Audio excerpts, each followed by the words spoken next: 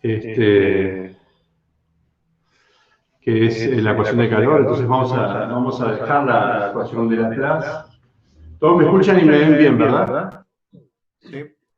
Perfecto. Sí. Vamos a dejar la ecuación de Laplace.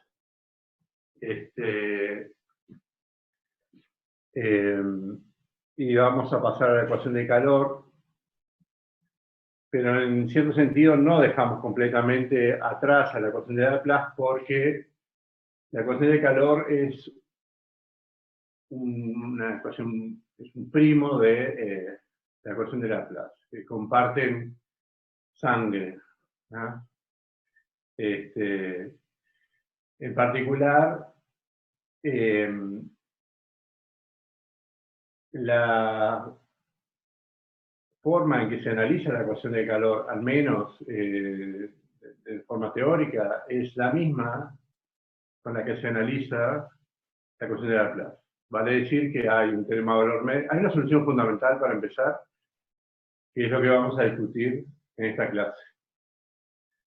Segundo, hay un teorema de valor medio, y por lo tanto hay un principio del máximo, teorema de unicidad, y todo un estudio de regularidad de las soluciones. ¿Okay?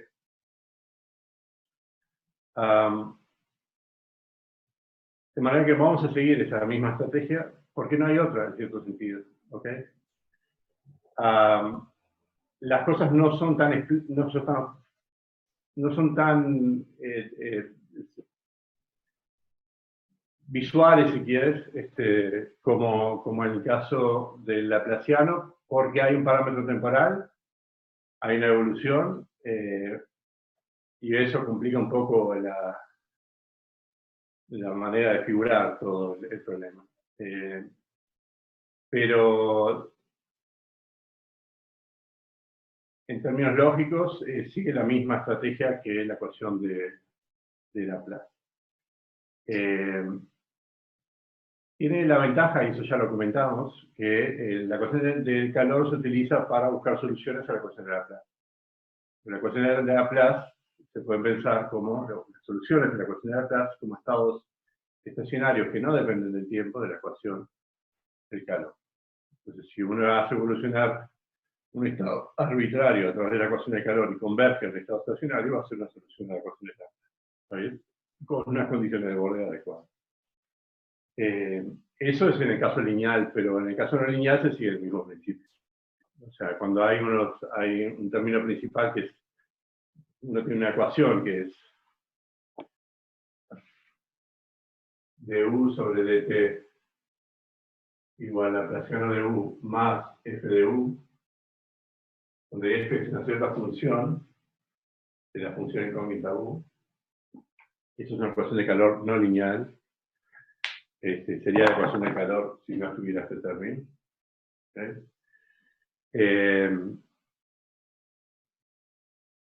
En este caso, cuando uno quiere buscar soluciones de esto igual a 0, ¿no? Aplica o hace evolucionar la ecuación de calor y eso converge en estado estacionario, o debería de converger en estado estacionario, solución de esto igual a 0.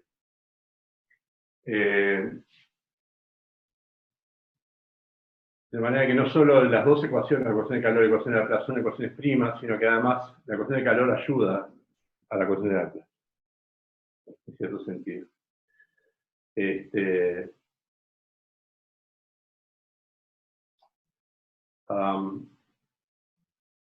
La ecuación de calor es una de las más usadas en geometría. Hay una gran variedad de flujos geométricos, en geometría riemanniana en particular, o incluso en geometría de superficies en RN, o hipersuperficies en RN,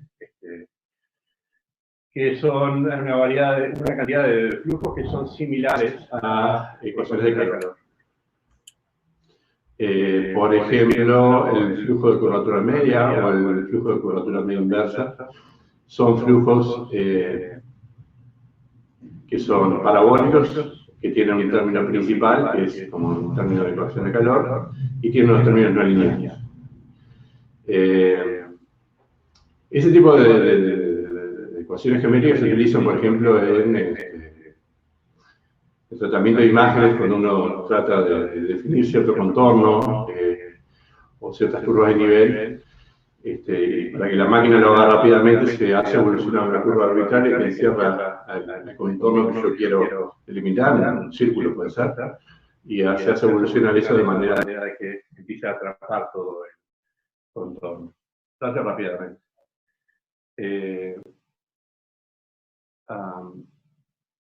Bueno, digamos, cada problema tiene su educación particular, ¿no? Digamos, educación adecuada, pero el tipo de la familia de las ecuaciones de calor son ampliamente aplicables a geometría y a otras ciencias.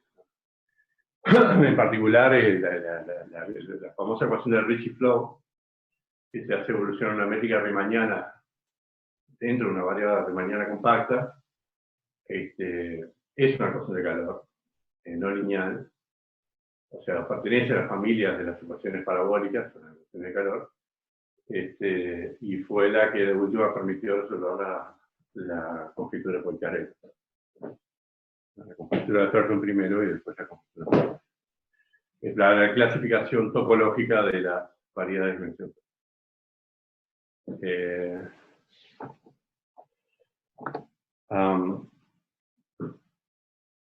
Así que nada, lo que le pedí a Omar, que es mi colega de Córdoba, era si nos puede explicar, vamos a ver si responde positivamente, está medio ocupado, pero por ahí nos puede ayudar.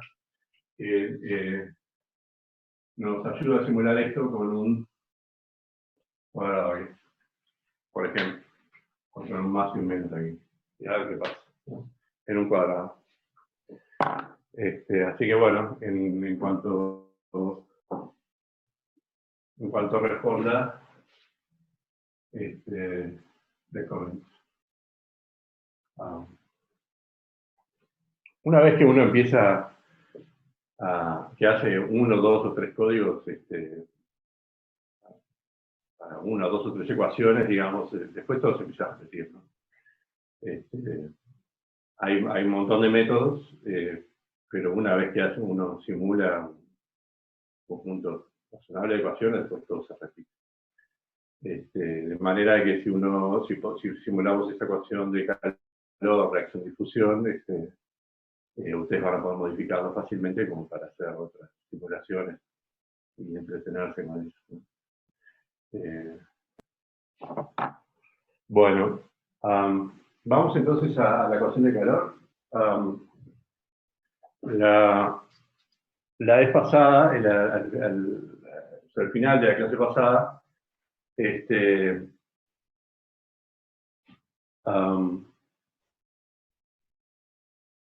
habíamos introducido la energía y habíamos probado el principio de Dirichlet, que dice que la energía para la solución a la ecuación de Laplace con una cierta condición de borde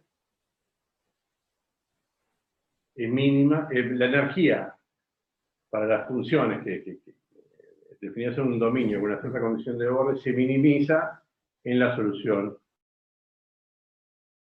a la ecuación de Laplace. Y eso nos daba una idea de cómo buscar soluciones, simplemente buscar minimizantes. Pero para buscar minimizantes uno tiene que hacer teoría, porque si bien uno puede tomar una secuencia que converge al ínfimo, cuya energía converge al ínfimo, no sabe si esa secuencia converge. Para garantizar que converge tiene que estudiar lo que llaman estimaciones a priori y ver que a posteriori la secuencia converge. La secuencia minimizante converge.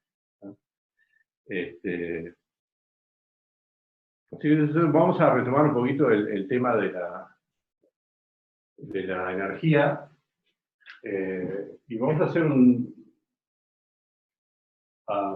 una simple analogía con el gradiente de una función Rn para ver cuál sería el gradiente, entre comillas, de la energía, ¿no? Y vamos a ver que la ecuación de calor es una ecuación de gradiente, ¿no? Donde uno intenta minimizar la energía. ¿Ok? Entonces, vamos a trabajar con cierta informalidad, entonces voy a recalcar esto aquí. con cierta informalidad, porque realmente no queremos hacer un tratamiento riguroso de esto, simplemente motivar a la ecuación de calor.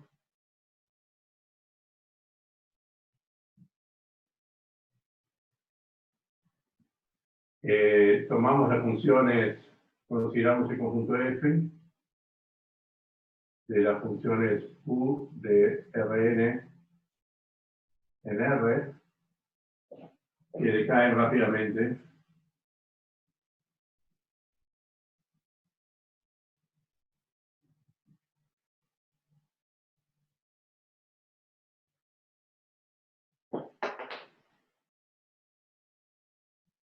En infinito, en ese espacio. Por ejemplo, se puede asumir de que decae más rápido que 1 sobre cualquier polinomio de radio. Decae fuertemente. Es un espacio. Sí, y se puede pensar en el espacio de Schwarz. No importa. No nos importa a nosotros cuando tomemos ciertas integrales y apliquemos Gauss, los términos de borde desaparecen.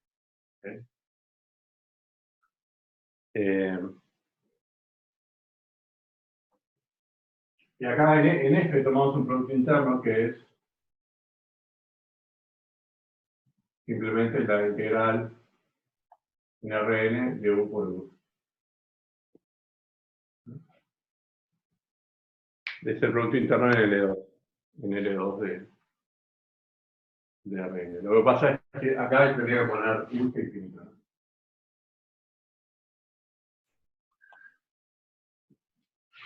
Infinito y que decae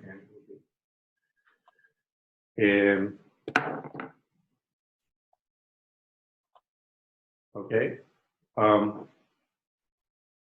Bueno, entonces aquí podemos considerar la energía, que es un funcional, es decir, una función desde este espacio, en los reales, definida como E de U, igual la integral de gradiente del cuadrado sobre U. Y la integral es en todo Rn.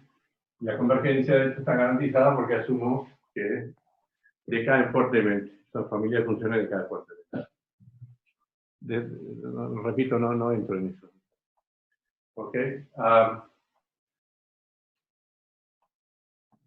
Bueno, entonces recordemos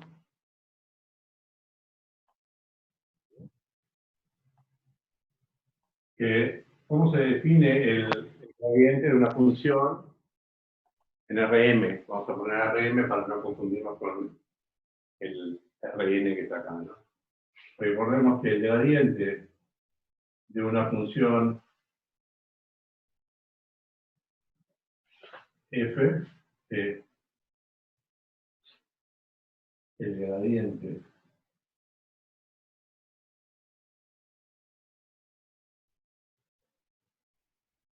de funciones en Rm, vamos a ponerlo así, para escribir eso. Vamos a recordar cómo se define el gradiente y vamos a hacer la analogía en este caso para ver cuál sería el gradiente de la energía si este paso se podría pensar como R. Entonces tengo una función f diferenciable, ¿no? Naturalmente de Rm en R. ¿Ah?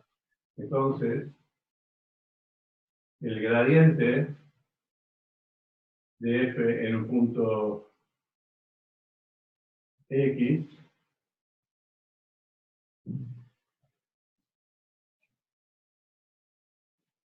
se puede definir como el vector formado por las derivadas parciales,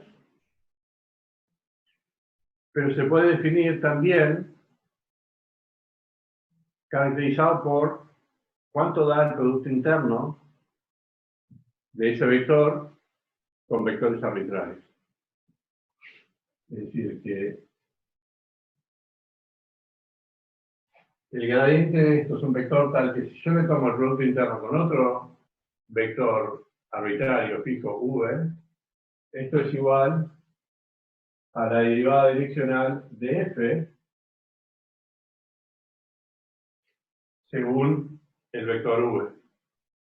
Es decir, esta es la derivada con respecto de t de x más tau por v. Esto es para todo v. Esto es una caracterización también del producto interno del gradiente. Por supuesto, si uno calcula las componentes, como acabo de decir, son las componentes del gradiente que eran las derivadas parciales. ¿Okay? Bueno, esta caracterización de gradiente es la que se usa aquí con este producto interno, no ya el producto interno de RM, para definir el gradiente de la energía.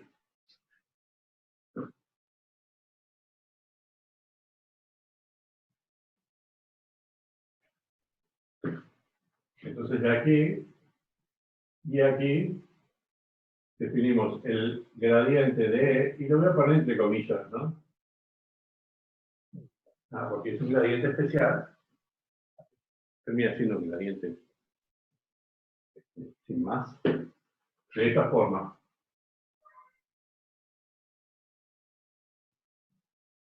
Gradiente de producto interno, una función v.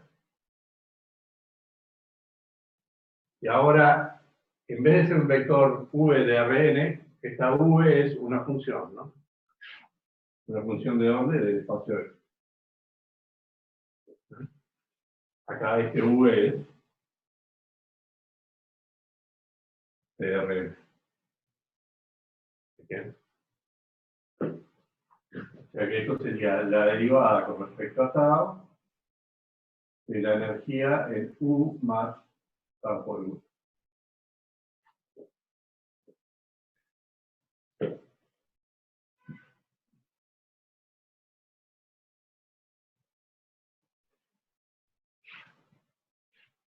Bueno, esto es igual, cuando se da cuenta, esto es igual a la integral en Rn. Pongo aquí U más tau por V en esta definición de la energía. Hago la derivada con respecto a tau, pasando simplemente la derivada con respecto a tau para dentro de la integral, porque no hay ningún problema. Y me queda la integral del producto interno del gradiente de U con el gradiente de U. Y si aplico Gauss, descartando los términos de borde, porque las funciones del espacio F decaen fuertemente a infinito, eso me queda igual, acabo de poner Gauss, igual a menos, la integral de menos el gradiente de U, perdón, el laplaciano de U por V de Rn, y por lo tanto esto es el producto interno de menos el laplaciano de U con V, y el producto interno es el F. Acá puedo poner, esto va a ser igual a el producto interno de menos el laplaciano de U por U. Entonces, de esta igualdad se deduce que el gradiente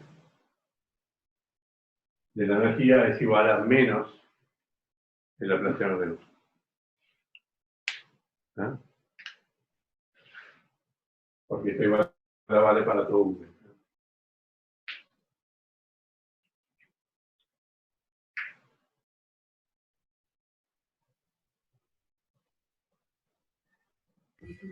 Ay, perdón, me perdí un poco en el Dime. camino desde el, o sea, decías que el gradiente D tenía que cumplir que el producto con B te diera la derivada esta direccional y me perdí como en el camino hasta que llegaste a...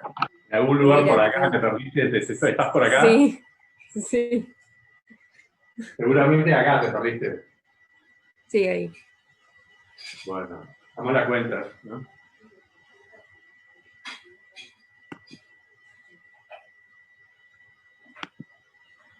A ver. Esto está bien, ¿no? Entonces vamos a hacer E de U más tau por V es igual a la integral del producto interno del gradiente de U más tau por V. Esta derivada la tengo que evaluar en tau igual a 0. Y esta acá también. Esta derivada direccional en el punto X, por lo tanto tengo que tomar tau igual a 0 para evaluar el punto X. Esta es la integral en Rn del producto interno de este gradiente con sí mismo.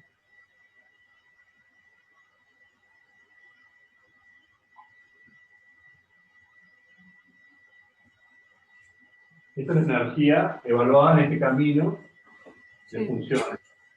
El camino tiene parámetros tau. ¿Vamos bien? Sí. Dale. Bueno, entonces ahora tengo que derivar esto con respecto a tau y evaluarlo en tau igual a 0.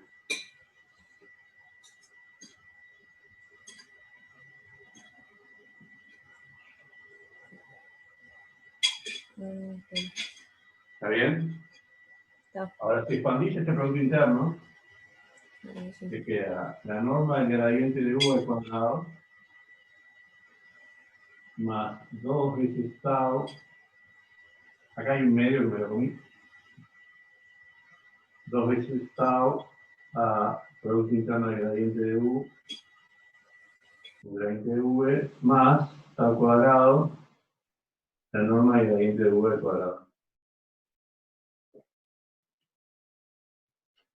Ahora paso la derivada con respecto a tau para adentro, derivo y evalúo en tau igual a 0. Sí, ahí va. Cuando derivo este tau cuadrado por esta función, me queda un tau todavía del factor. Cuando le vuelvo a entrar igual a 0, me va a dar 0. Cuando derivo esto con respecto a tau, da 0, porque no depende de tau. Y cuando derivo esto, el término en medio cruzado con respecto a tau, me da 2 veces gradiente de U, gradiente de U. Poner un medio que estaba adelante, que provenía de esta energía de aquí, me queda esto que está aquí. ¿Está bien? Está. Vale. Y una vez que estoy aquí, uso Gauss. Sí, ahí sí. Vale. Así que me queda esto que está acá arriba, que lo puse acá abajo para comparar. Y esta igualdad vale para todo V, en este espacio funcional, tiene que ser que el gradiente de la energía es menos la inflación de V.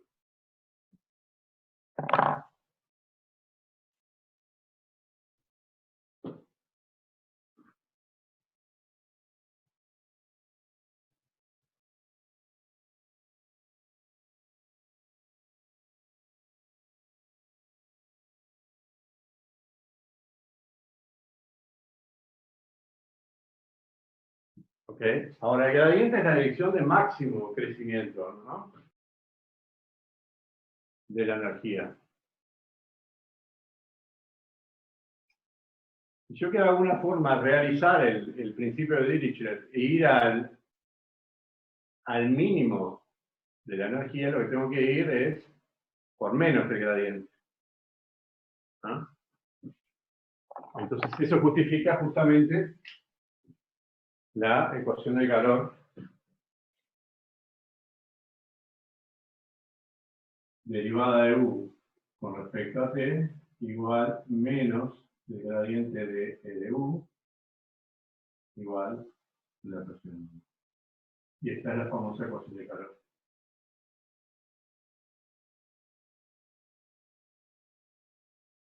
Es en definitiva un flujo de gradientes en un espacio funcional. Que sea un flujo de gradientes es recontra importante.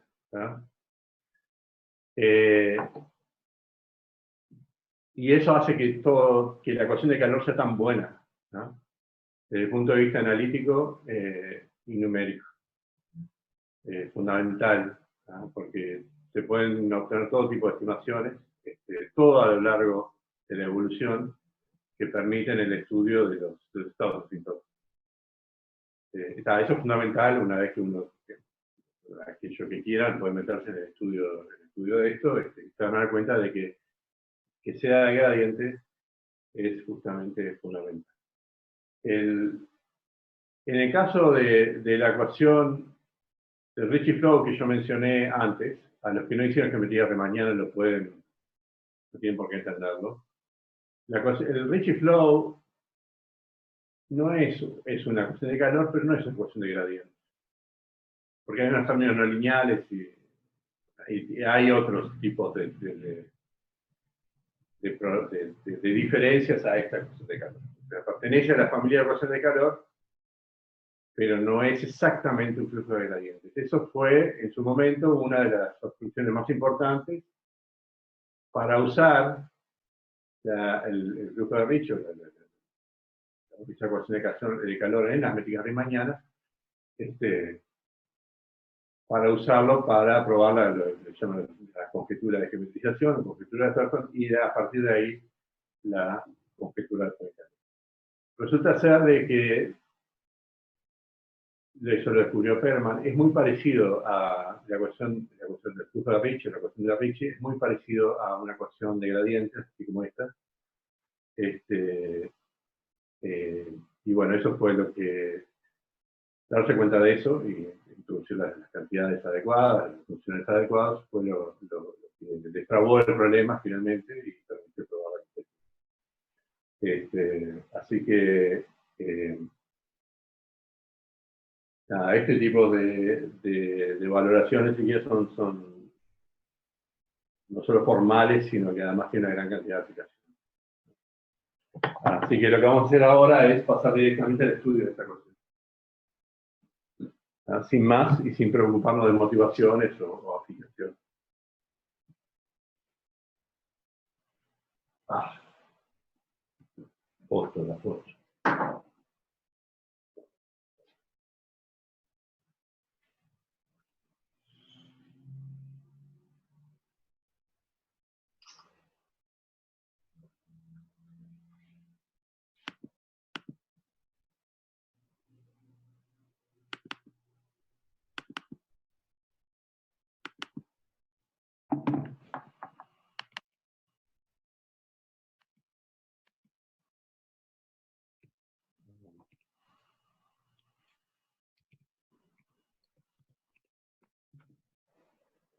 Bueno, les mando la foto.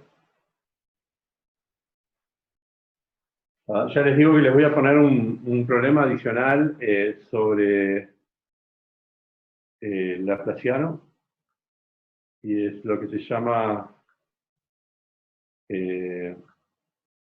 bootstrapping de regularidad. Ya lo van a ver. Los voy a motivar también.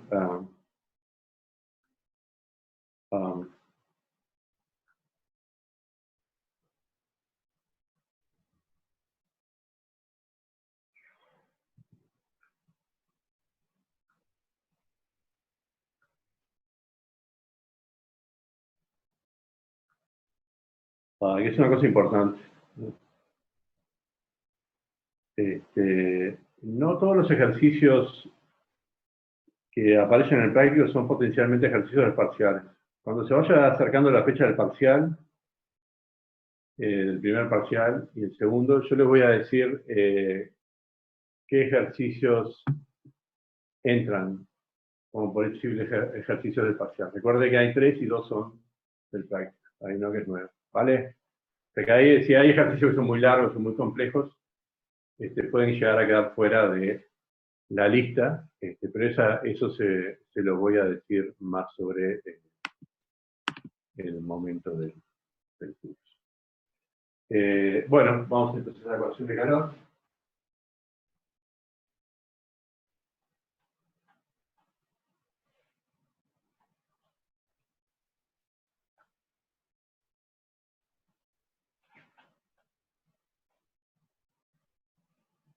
Momento del parcial.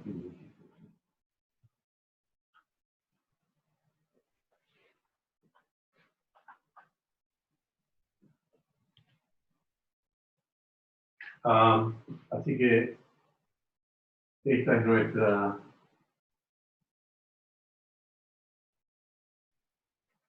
ecuación, vamos a concentrarnos en ella. Esta sería la ecuación homogénea, y como siempre, hay una ecuación que es no homogénea. O sea que eventualmente vamos a querer agregar un término f que no depende de la función u, y esa es la fuente.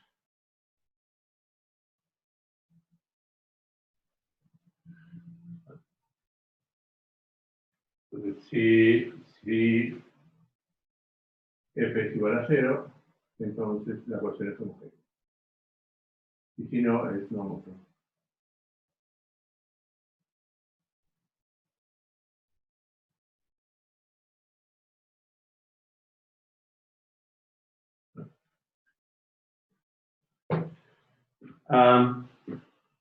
Bueno, como les comenté antes, la ruta para estudiar esta ecuación es muy similar a la ruta que seguimos para la ecuación de Laplace. Vamos a ver la solución fundamental.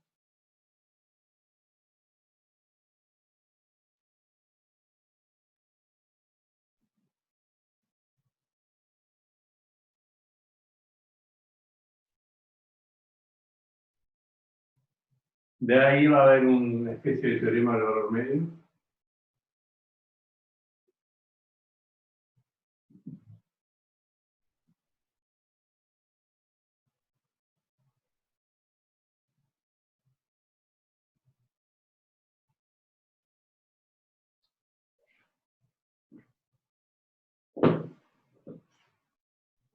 Tiene lo más importante que deducía el teorema del valor medio, ¿se acuerdan? Hay muchas cosas que se deducen del teorema del valor medio, pero hay una que es particularmente importante. ¿El principio del máximo? El principio del máximo. El principio del máximo.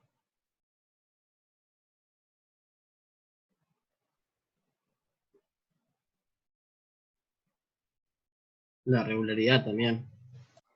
Y la regularidad.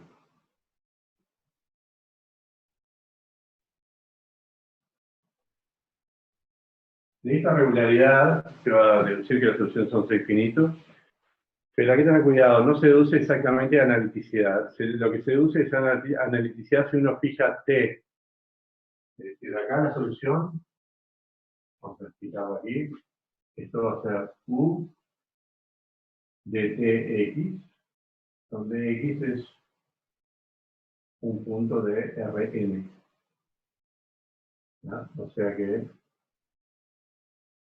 Tx está en Rn más 1.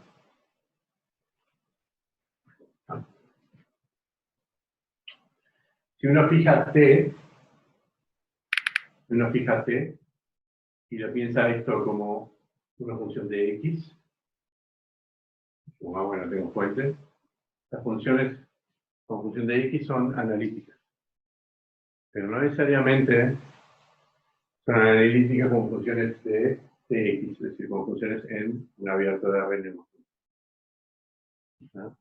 Así que de manera que aquí hay algunas pequeñas diferencias. Esta regularidad no se deduce la analiticidad con función de T y X, sino con función de X solamente para cada T. No sé si lo vamos a ver eso, pero en todo caso yo se los comento.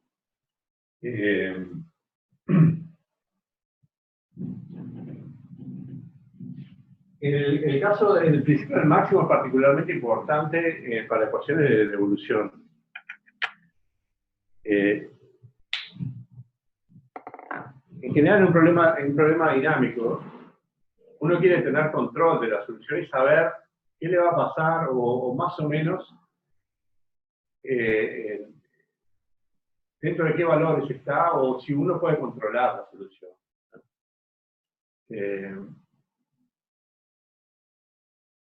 Es lo más básico, digamos, cuando uno estudia la evolución, lo que quiere saber es qué le pasa a las funciones. Para saber qué le pasa a las funciones hay que saber controlarlas. El principio del máximo es particularmente útil para controlar la evolución. Si no, uno no tiene información y qué sé yo, puede pasar cualquier cosa en principio. El principio del máximo da restricciones a la evolución y te dice, no, se mantiene dentro de estos parámetros de evolución. Entonces uno ya sabe qué esperar y incluso puede probar convergencias. o propiedades de la solución a partir de un control a prioridad dado por el principio del máximo. En el caso de la Laplaciano, que hay un principio del máximo, como no es un problema como estático, digamos, no evoluciona en el tiempo. Y bueno, lo que te dice es cómo es la solución en general, global, ¿no? O ciertas propiedades globales de la solución. Aquí te dice cómo se comporta la solución a medida que evoluciona el tiempo. En general, ya lo digo, la perspectiva aquí es, la perspectiva siempre para ecuaciones parabólicas es pensar a t como una coordenada diferente a la x. ¿Tá? Se piensa a t más como un parámetro temporal que como una coordenada. ¿Okay? Formalmente es una ecuación de derivadas parciales y t es tan coordenada como x. Pero conviene, como punto de vista, como estrategia, y lo vamos a hacer todo el desarrollo va a estar basado en ese punto de vista, pensar esto como la evolución de funciones de x, ¿no? Parametrizadas en el tiempo t. ¿Está bien?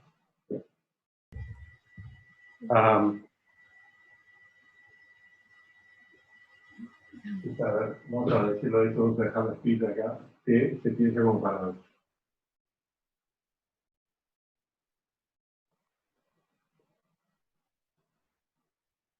Eso es casi unánimo, ¿no? Casi unánimo.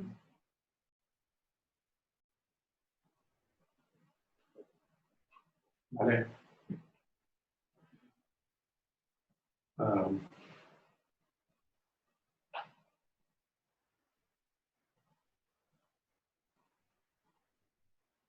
Y finalmente hay un tema de la energía, que es más o menos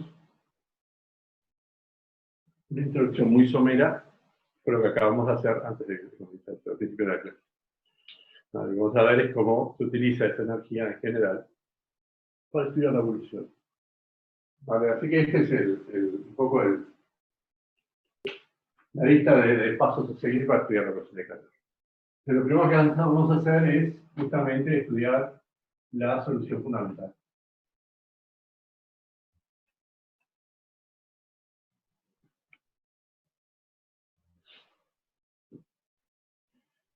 Y vamos a concentrarnos en la ecuación homogénea.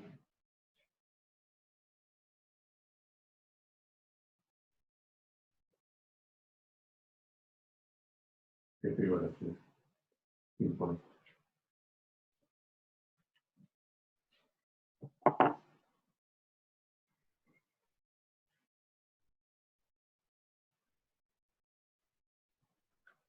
Bueno,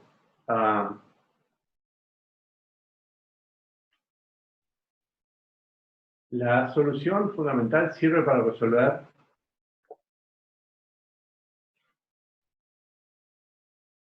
el siguiente problema de Cauchy. El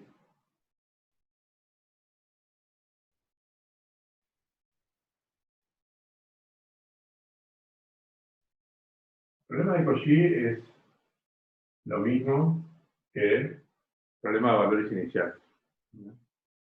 A una cierta configuración inicial si existe o no la evolución con ese valor inicial.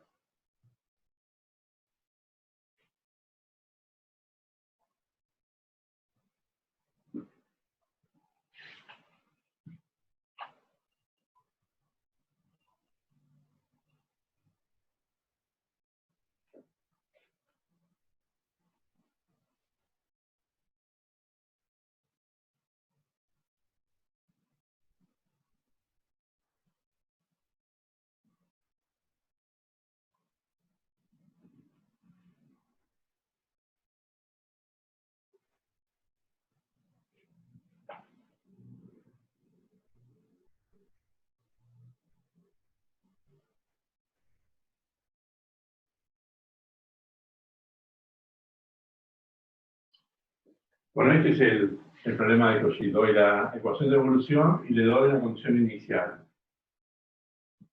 La solución fundamental me sirve para resolver este tipo de problemas. En este dominio. Aquí voy a poner pongo a X primero y a T después, formalmente tendría que poner a X primero y a T después. ¿No?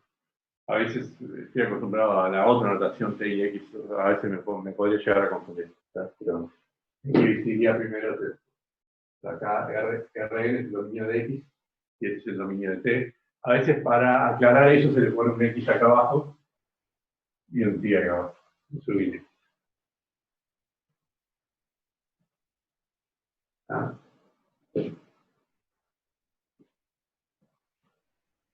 Bueno, si uno pone este problema de valores iniciales con cualquier G, aunque sea la G sea infinito, pero que tenga un comportamiento extraño infinito, que crezca, por ejemplo, o que oscile en infinito, en general este problema puede llegar a tener existencia y puede no tener unicidad tampoco, si tiene existencia. Algo de eso vamos a ver después. Para que haya existencia, y eso lo vamos a probar a partir de la solución fundamental cuando la introduzca, es necesario que de alguna forma el infinito no entre, no nos afecte la evolución en el interior, el dominio está acotado. ¿No? La ecuación de calor tiene una propiedad que se llama la propiedad de propagación infinita, que de alguna forma lo que pasa muy lejos afecta instantáneamente lo que pasa en una región cercana a donde estemos, donde estamos pensando, trabajando. De manera que si el comportamiento de esta función inicial en infinito es muy abrupto, ese comportamiento podría afectar drásticamente, instantáneamente, el comportamiento dentro de la región donde estudiamos, de manera de que me estropee la evolución y no haya una evolución posible. ¿Ah? Estoy diciendo todo más o menos intuitivamente, pero bueno, no sé si me entendieron. La manera que uno tiene más fácil de decir, bueno, en infinito el comportamiento de la condición inicial no es malo y no va a afectar el comportamiento no va a afectar, digamos, la solución, regiones acotadas, si yo impongo que la función g sea acotada. Entonces, acá se va a poner que g pertenece a L infinito de Rn. L infinito son las funciones que son acotadas en Rn. Pero además le voy a pedir que sea una función continua. Si sea acotada no quiere decir que sea continua, pero le voy a pedir que sea continua, si es que esté desde cero de Rn. De esa manera me garantizo que el comportamiento en infinito no va a afectar la evolución y voy a poder probar un teorema de existencia.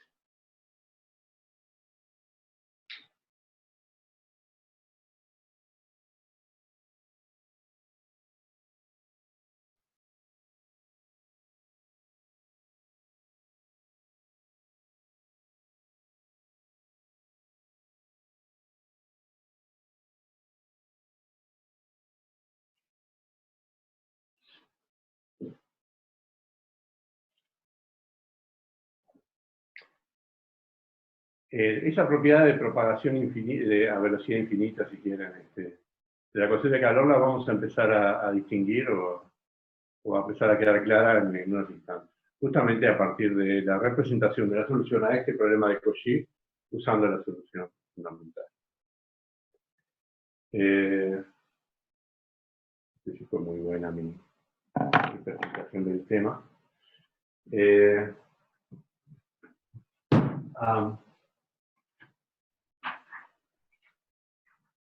Bueno, vamos arriba.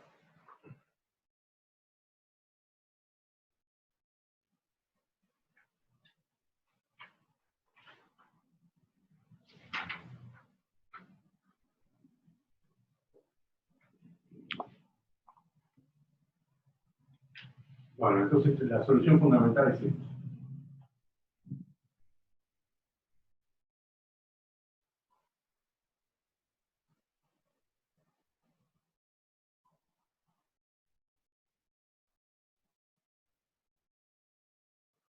Phi tiene el mismo nombre que la solución fundamental de la ecuación de xt igual a 1 sobre 4 pi t a la n sobre 2 por e a la menos norma de x al cuadrado dividido por 4t. Esta es la solución fundamental.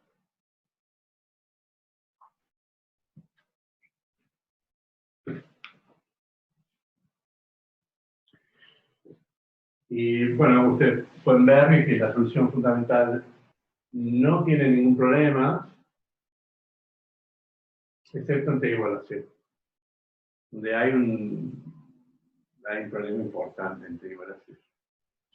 Entonces lo que vamos a ver es que t es,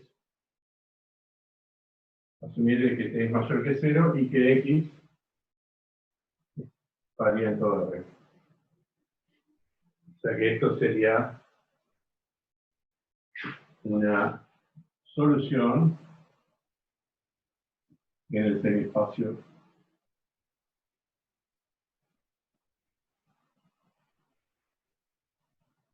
superior de R más 1.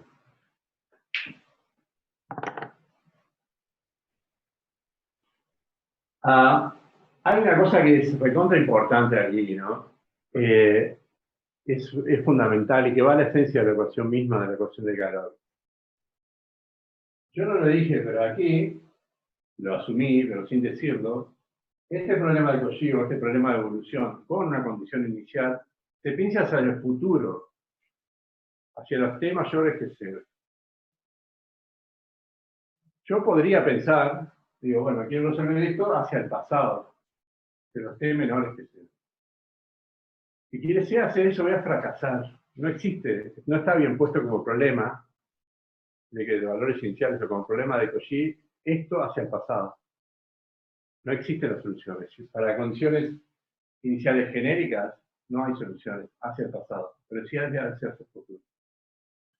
Vamos a, después, si me doy maña, les pongo un problema para probar de que genéricamente hacia el pasado no hay soluciones. Y eso es un problema hacia el futuro. Es una peculiaridad. Bueno, en principio parecería que si yo le cambio el signo aquí, todo lo que tengo que hacer es cambiar el signo aquí, porque cambio la dirección del tiempo como cambiar el signo aquí y pensar hacia el futuro. Bueno, si cambio un signo aquí, se les jode la cosa.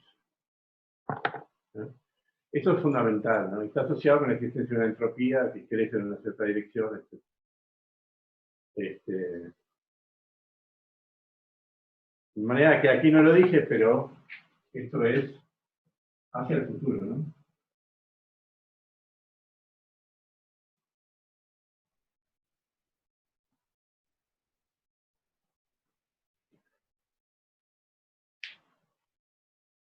La ecuación de calor no es time reversible, no es reversible en el tiempo. Es una cosa, es una curiosidad de la física, ¿no? Porque las ecuaciones de la física deben ser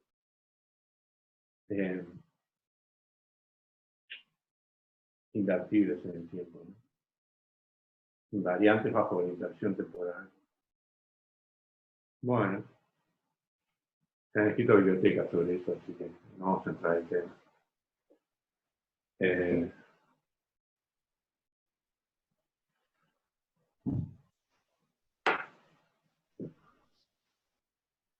Bueno, ¿vamos bien hasta ahora? Sí. Bárbaro. Una pregunta, Martín. Sí, dime. Esa solución fundamental, si la mirás como un kernel cuyo parámetro es t, digamos, ¿va a converger a delta si t tiende a 0? Sí, claro. Eso es lo que vamos a empezar a analizar ahora. Buenísimo. Sí, converge a la delta, por eso es la solución fundamental. Y por eso es que permite resolver esto. Porque converge a la delta en tiempo cero. Cuando toma la convolución de esa solución fundamental con G, resuelve este problema. Claro. Pero, ¿y ese candidato a solución fundamental que lo sacarías haciendo Fourier o algo así? Porque de la nada, ¿cómo lo sacaste? Digo, o sea, capaz que ese Fourier te sale ahí, ¿no? Pero, No, pero lo obtenés tomando una solución que sea radial, ¿no? Digo, parecido como ya. tuvimos la otra. Claro, podés tomar una función radial en X, ¿no? Esto es el radio, ¿verdad? Ahí va, probando una solución real, ok. El radio, Sí. ¿verdad? O sea, el mismo Ahora me camino acuerdo. para la otra. Esa es una manera. El Evans hace un intento de motivación de esta Ah, mirá, cosa. lo miro. No le sale muy bien. Yo no quise entrar en motivaciones que me van a salir mal, ¿no? Ahí. Esto es las funciones gaussianas, ¿no? Y eso no es una casualidad. Toda la probabilidad de procesos estocásticos está uno a uno relacionada con la cuestión de calor. El movimiento browniano, por ejemplo, podés representar las soluciones de ecuación de calor a partir del movimiento browniano. Perdóname, Martín, pero se me trancó todo y no pude escuchar nada. Perdón. Bueno, lo que quería decir es que Sí, ahora sí. estas son funciones gaussianas, ¿no? Ahí va. Eso no es una casualidad. Lo de gaussianas, obviamente, de campana de Gauss, asociado con la probabilidad, procesos gaussianos, etc. La ecuación de calor está íntimamente relacionada a los procesos gaussianos. Y está uno a uno relacionada con los procesos estocásticos. Por ejemplo, el movimiento browniano. Se puede representar las soluciones a este problema de Cauchy solamente en base al movimiento browniano en la red, ¿no? Hay todo un paralelismo, o sea, puede pasar de uno al otro. Es fascinante el tema, tiene aplicaciones por todos lados, y también la teoría potencial. No vamos a entrar en eso. Solo mencionar de que estas campanas, que ahora las vamos a analizar un poco más de detalle, tienen su razón de ser. Estas funciones, digamos, son tan conocidas y tan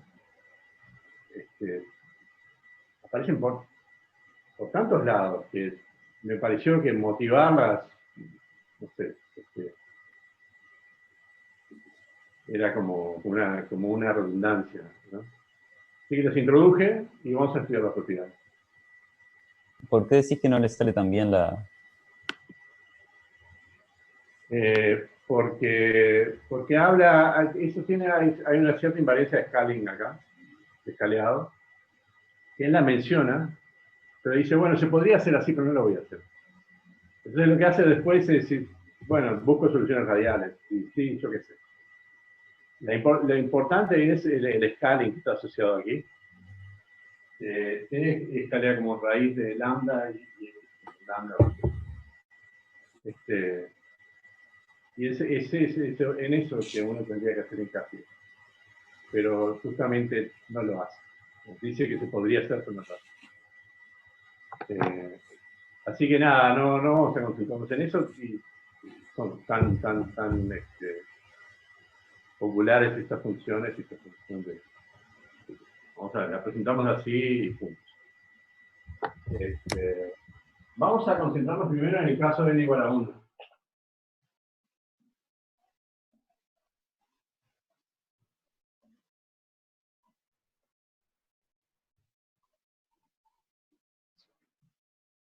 En ese caso me queda, acá le tendría que poner un subíndice n para entender que es la solución fundamental en Rn. Aquí me quedaría phi sub 1 de xt, y ahora sí, x es una variable real, hoy estoy en R, sería 1 sobre raíz de 4pi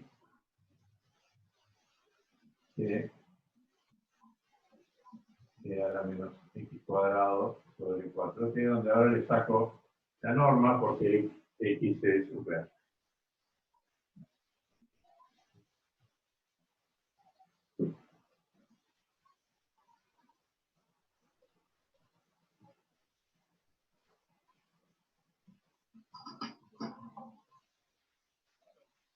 Ya de paso me recontratiento a hacer una observación. ¿Cómo se escribe phi n a partir de phi 1? ¿No? ¿Cómo sería? Voy a poner acá.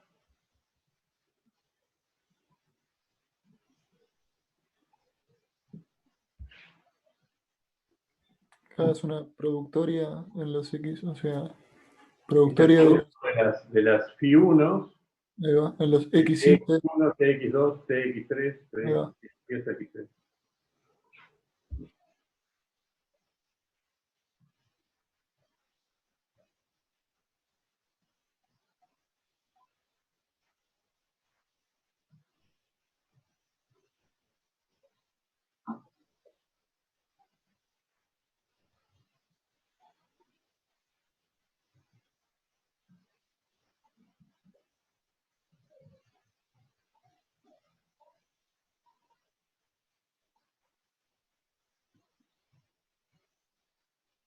Probabilísticamente, ¿qué sería esto?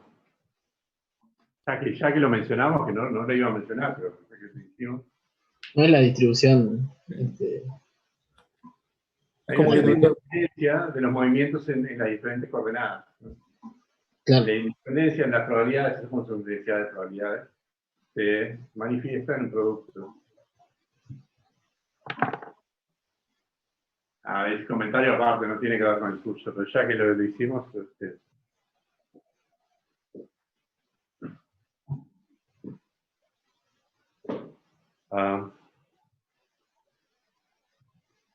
bueno, esta observación nos va a servir después.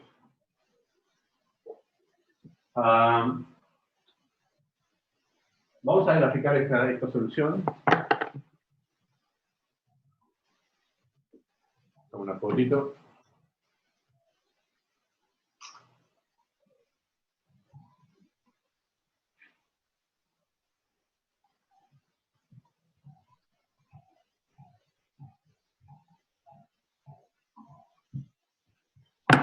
Vamos a graficar esto.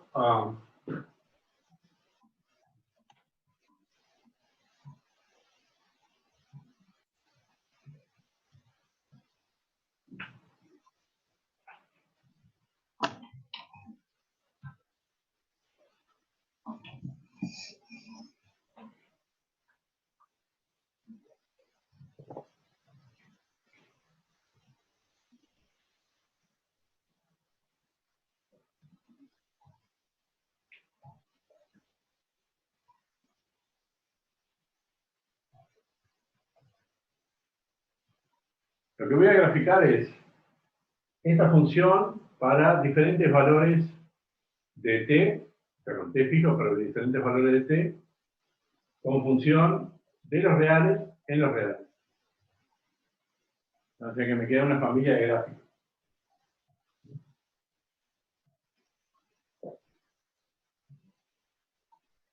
Es ahí donde tiene relevancia el scaling, ¿no? Yo podría graficar solamente para t igual a 1. Vamos a graficar para t igual a 1.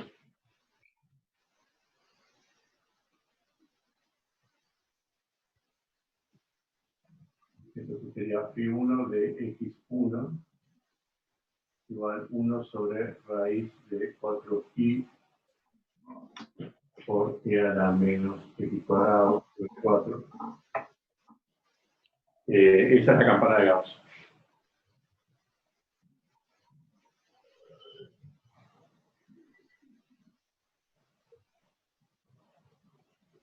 Me quedó muy bien. Bueno, es una campana. La campana de Gauss, ¿qué propiedad tiene por ser una densidad de probabilidad? que integra 1. Integral. Exacto. Integral de phi 1 de x1 de x entre menos infinito infinito.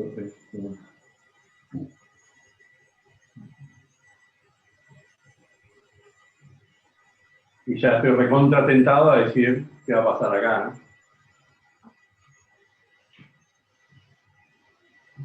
La integral de IN de X1 de X en todo Rn.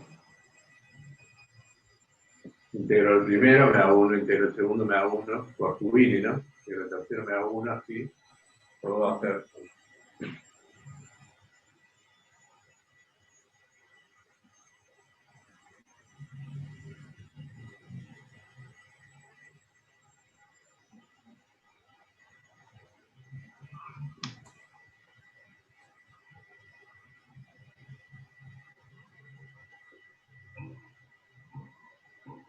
¿Vale? Pero ¿qué pasa si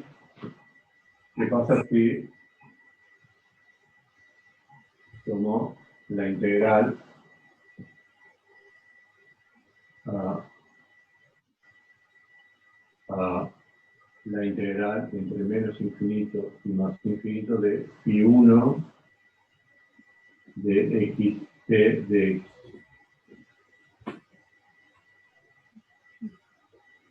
También sigue siendo uno de esos. Y haciendo uno también porque justamente puedo cambiar variables, me va a quedar igual a la integral entre menos infinito y más infinito de 1 sobre raíz de 4 pi t a la menos x cuadrado sobre 4t de x, pero puedo definir una nueva variable que sea y.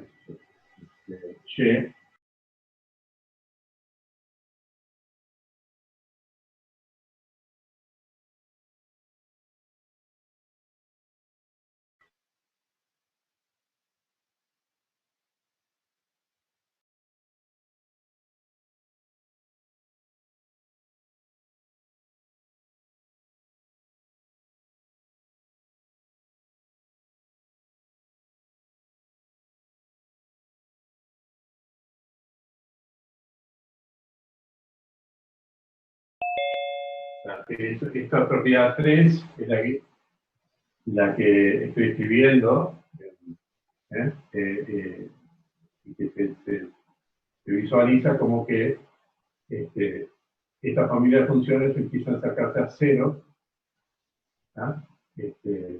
Fuera del punto cero, cuando t va a cero.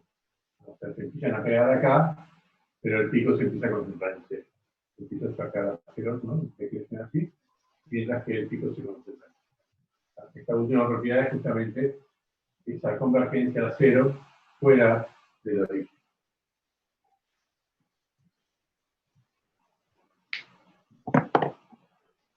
¿Vale? Bueno, entonces esta propiedad que vale para φ1, es decir, para la solución fundamental de una sola variable, ¿tá? Por esta observación, vale también para la solución fundamental en Rn, ¿no? Es decir, que la φn de x es un núcleo de Dirac en el origen cuando t va a 0. En la misma propiedad.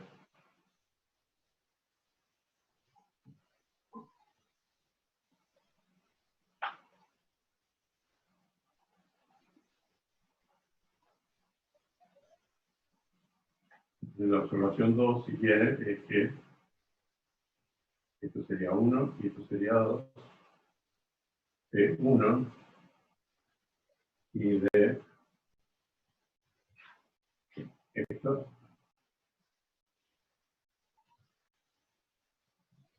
deducimos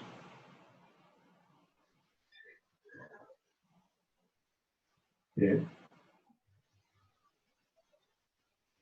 y n de xt, cuando t va a 0, es un núcleo Dirac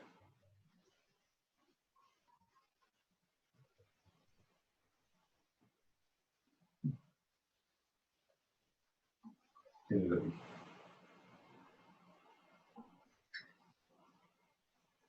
sea, eso es lo que en el origen. De forma informal, de manera informal, esto quiere decir que phi n de xt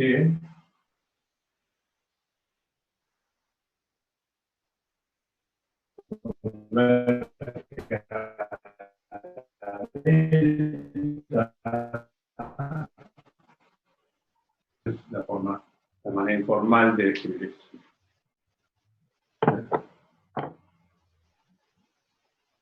No hicimos la cuenta, ¿no?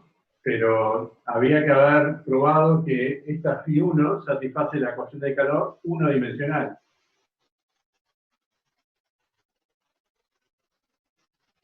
Y con un parámetro espacial y un parámetro espacial. ¿No?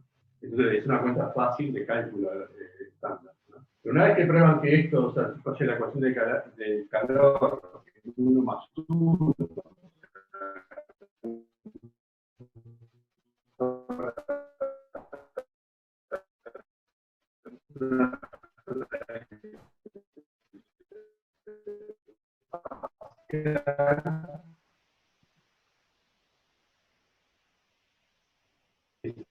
esta expresión en Rn como producto de las revoluciones momentarias. Sin embargo, en el origen, en tiempo cero, hay una.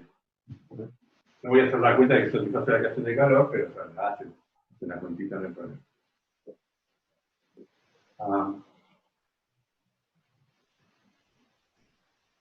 Bueno, entonces, antes de terminar la clase, vamos a decir cómo sería la representación al problema de Cauchy que había planteado al principio hacia el futuro con una condición inicial G acotada y continua.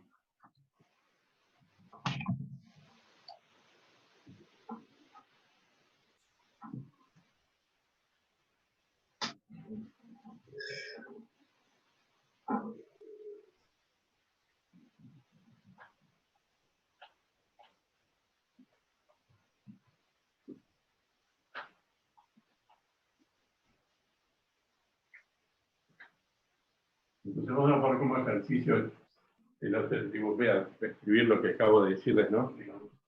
Verificar de que efectivamente, yo lo voy a escribir para que quede sentado aquí, ¿no? Y que no falte nada, verificar que justamente el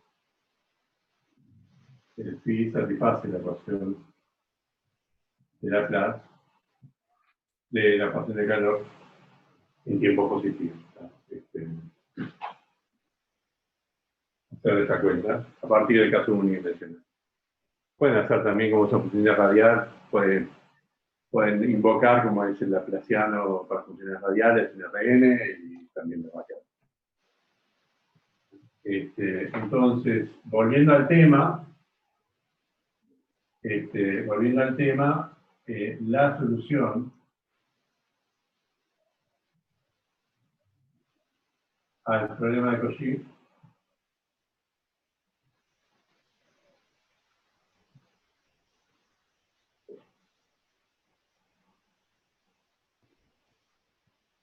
lo voy a volver a escribir, ¿no? Pero sería U de xt igual a la convolución de phi con la condición inicial. Esto sería igual a la integral de Rn. La convolución es simplemente la variable espacial, no la variable temporal, obviamente porque G no tiene, es una función de coordenadas espaciales. Sería phi de x menos y, t, g de y.